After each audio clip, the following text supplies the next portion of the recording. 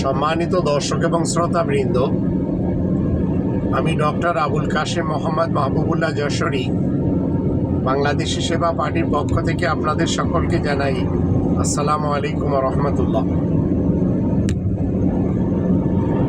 আমরা যে দেশের নাগরিক, আমাদের এই বাংলাদেশে ঘুরে ফিরে আমরা দুটি লেডিকে সবচেয়ে বেশি রাজত্ব করতে দেখেছি, আর তাদের যুগে বিকাশ হওয়ার চেয়ে হত্যা, অপরাধ, দুর্নীতি, দুষ্কৃতি বেশি দেখেছি হাসিনা এবং খালেদার যুগে।